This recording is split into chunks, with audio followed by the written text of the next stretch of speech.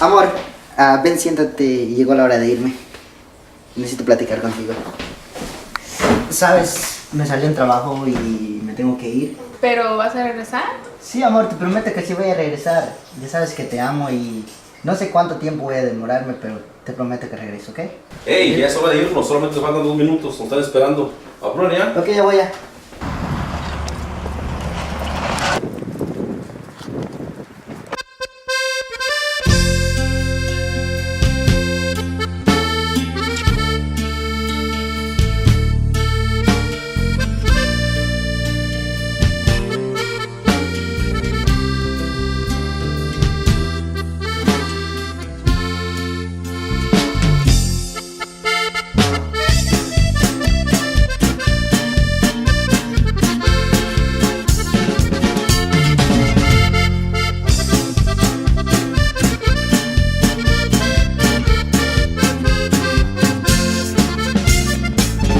Faltan 2 minutos para que me marche y en mi pensamiento solo vives tú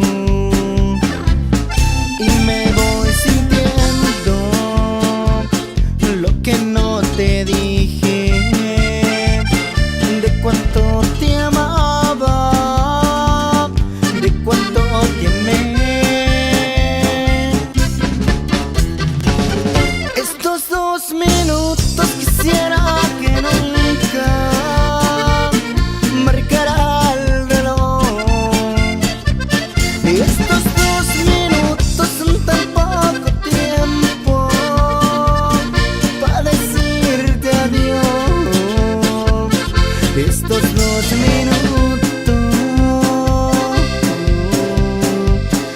son puro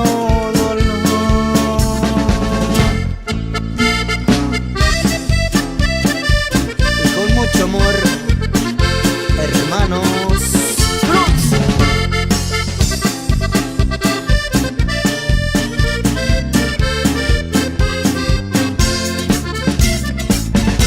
Es tan difícil esta despedida porque no sé cuándo